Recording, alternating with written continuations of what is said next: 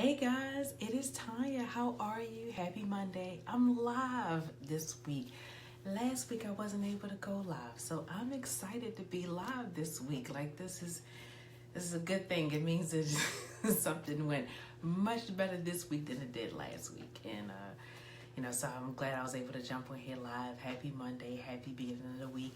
April is flying past, isn't it? It is almost over. Like this is crazy.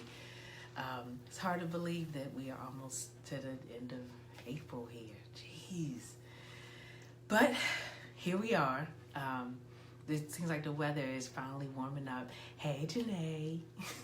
Seems like the girls and I went for a walk this morning, and I got a little worried because Sala stayed up for the walk, but Kumani took a nap.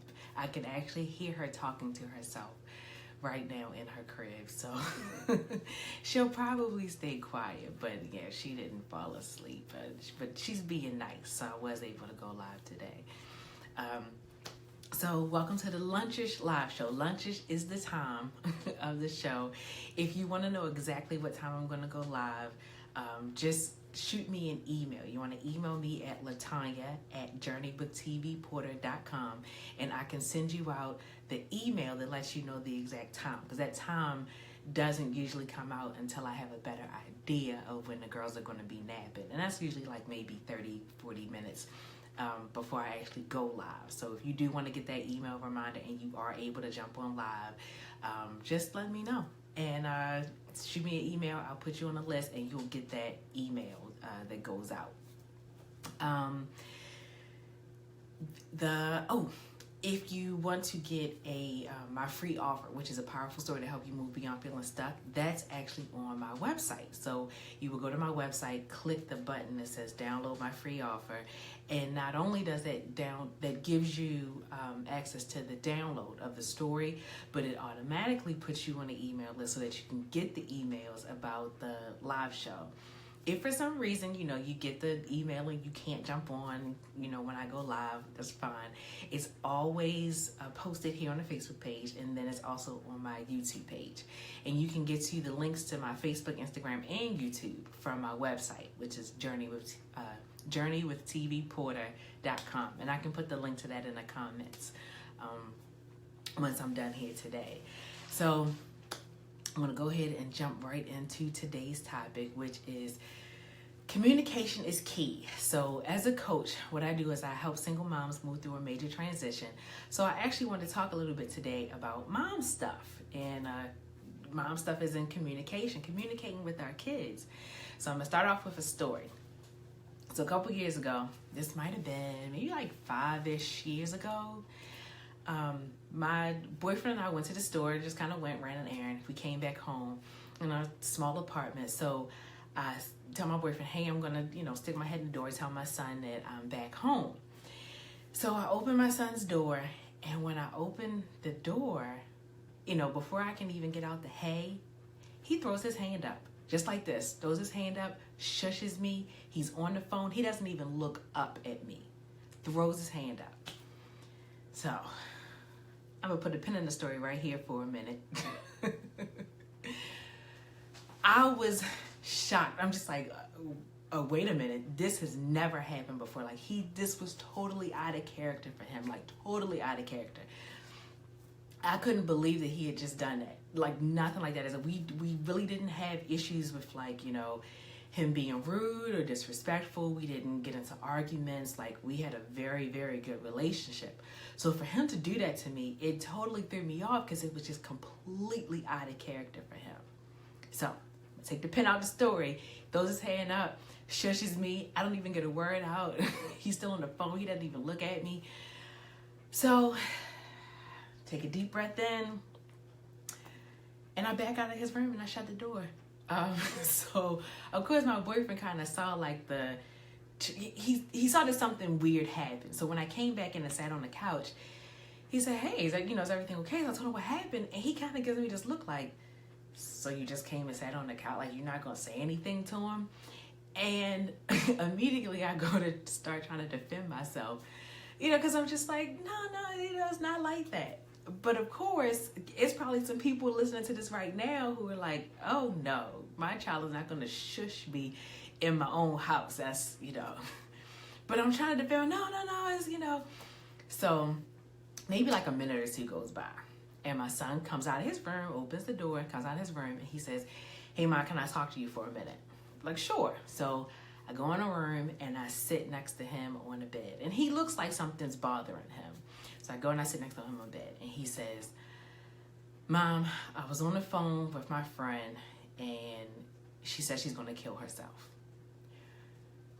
So automatically I'm like, okay, well, you're not on the phone anymore. So does that mean that everything's okay? Does that mean that, And he said, no, she hung up on me and she won't answer the phone again. She turned it off.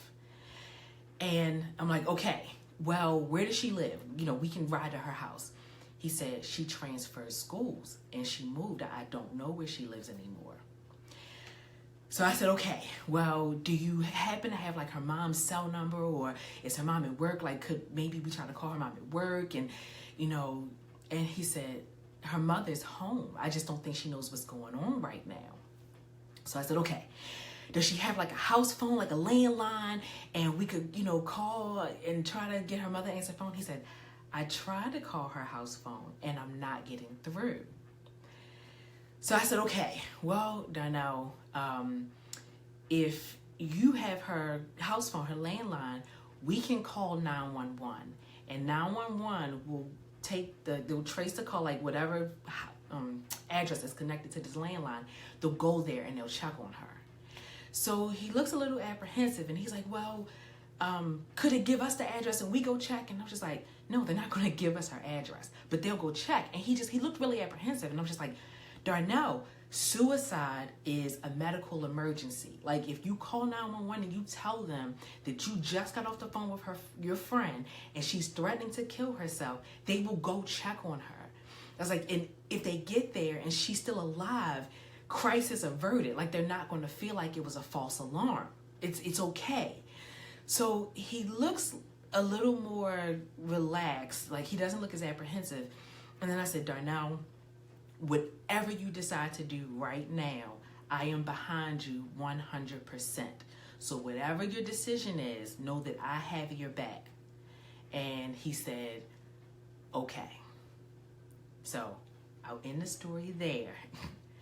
But I want you to think about what would have happened if I would have walked in his room and he's on the phone and I go to say something to him and he throws his hand up and shushes me, and I automatically go into him. And I automatically, who do you think you are? You can't do this to me. You're not going to be disrespectful in my house. You're not going to. What would have happened if that would have been my response? And that's why communication is so important. Darnell and I have a very good relationship, and we communicate with each other very well. The first time when I walked in his room and he's on the phone and he threw his hand up and shushed me, because we have such a pretty good relationship and we communicate well, I knew that this was uncharacteristic and I knew something was wrong. And I knew that at that time, I needed to let him have whatever space it was he needed and then come to me when he was ready. And that's exactly what happened. At that moment in time, when he shushed me, his friend needed him. She needed his undivided attention. She needed to know that there were no distractions. And I was able to let him do that for her by being open to something's wrong. He's acting out of character. I'm going to let him have this. He'll come to me when he's ready. And he absolutely did. I think that's why, like, as everything was going on with like Colin Kaepernick and the national anthem and everything, it resonated with me because that's what I imagined. I imagined that Colin Kaepernick wasn't this unruly football player. He was a person that was using his platform for a call to action. In that situation, my son was kind of using, look, I got a good relationship with my mom. I'm a shusher. I'm going to get this done. And he was using it as a call to action. And when he finally came back to me, I was able to help him. And more importantly, he was comfortable coming back to me. even though I walked in his room, he shut me down. He was still comfortable walking out of his room and saying, hey, I need to talk to you now. I know I just shushed you, but now I need you. And he knew I was going to be there. Communication is so important. And I think sometimes, like, especially with teenagers, because I guess at this point he might have been 15, 16. He was in high school.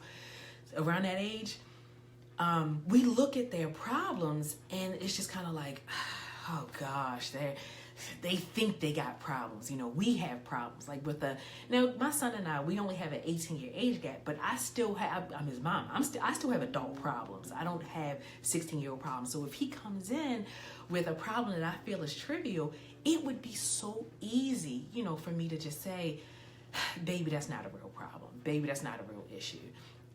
But at 16, it is a real issue.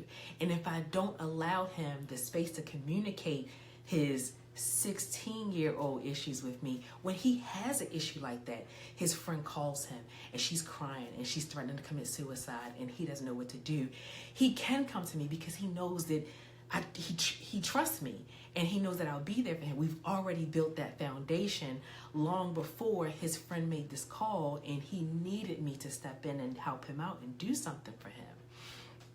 So communication allows for trust and it allows for understanding.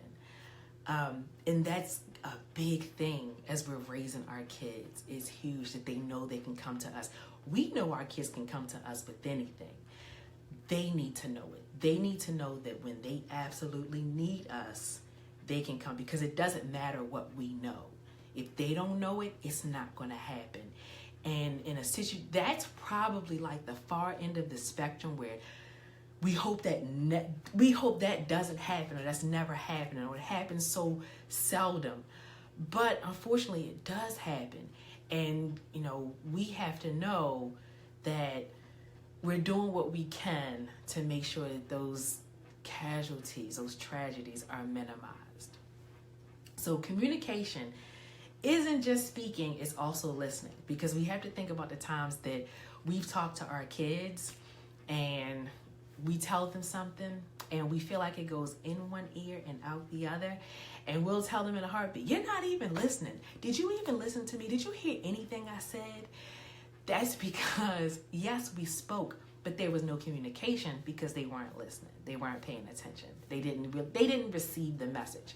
So we have to make sure that just like we talk to them and we want them to listen, when they talk to us, we have to listen. I can't tell you how many times, even with my younger son, I've sat and I've listened to some story about a video game or an anime, and it's like, oh my gosh, I don't know what he's talking about. I'm not really interested. But I gotta listen. And I gotta try to stay engaged. I ask some, questions that I'm sure he thinks is stupid, because like, how do you not know this? But he answers my questions and we stay engaged. He knows that he's talking to me and I'm listening. We're communicating. So now when he has an issue, and even with him being out of state, he'll call me and he'll say, Ma, I need to talk to you. Sounds good, what you need to talk about. And whatever it is, he's comfortable coming to me. I am not one of those parents that thinks that my children tell me every single thing. I know my children don't tell me every single thing, and that's fine. Maybe I'm not supposed to know every single thing, but the stuff that they need, the stuff that's important, and the stuff that they, the stuff that I can help them with, they know I can help them with, they do come to me. And that's a very good feeling. That's a very good tool to have in my parenting toolbox. It also communication, good communication, especially with your kids, also helps with conflict resolution. So going back to my younger son, when he comes to visit in the summertime, there would be times when he would say, it just seems like you and Darnell have a better relationship than you and I. So I would have to sit down and talk to him. Well, Darnell and I see each other every single day, so we are going to relate to each other a little different, but it has nothing to do with our relationship being better or worse. But he told me that. And there would be times when my son, he would say, I'm calling a family meeting because I have some issues I want to discuss. And of course, my older son is like, oh my gosh, I can't do this with him. But the three of us sit down and we have a family meeting. And I'm glad that he's comfortable saying, I'm unhappy about something. I'm calling a family meeting. Or I'm unhappy about something. Mom, I need to talk to you. I feel like you did such and such and such. And we talk about it. And to me, that is, it's golden. I wouldn't trade it for the world. You know, yes, I don't care how big or small I think this problem is. If you feel like you have a problem, let's sit down and talk about it. And I'd say it in, you know, the sense of like talking to your kids and kind of being there for your kids and things like that. But this goes for any relationship that you're in. Communication is key. You know, you have to be able to not just know how to express what you're feeling, but being able to listen and really, really hear what that other person is saying to you as well. It's going to help diffuse so many problems and so many issues before they get even larger. So, you know, just to say, Darnell's friend is fine. She's fine. The police went and checked on her and she is fine. Everything was fine. But can you just imagine what would have happened had that communication not taken place? And I am positive that as I was telling that story, there was a parent who was just like, oh, my child would not my child. I would have told him. And I'm that same parent, because you absolutely have to respect me. You can't shush me. Like, that's not okay. But, you know, just understand that when you have a healthy communication with not just your children, but anybody in your life, when something like that happens, you know what to do. Instinctually, I knew what to do. And you know what to do. When something like that happens, you know something's wrong. This is different. This isn't just disrespect. This is a call to action. They need something from me. What can I give them right now? And that's kind of where that was. So I just want to wrap this up by saying communication is so important. I don't care if it's home, if it's work, if it's at the gym, if it's at church, wherever it is, communication is so important. Be just as willing to listen as you are to speak. It's going to make the world of difference. Thank you so much for spending some time with me this afternoon. I'm so glad I was able to go live today. And I will be talking to you guys very, very soon. And remember, if you are watching this recording and you do want to get the email next week for what time I go live, you know, exactly, just shoot me an email, LaTanya@journeywithtvporter.com. That's my email. Just shoot me that email and I'll put you on the list so you can get that email. Thank you so much, and I will talk to you soon. Bye.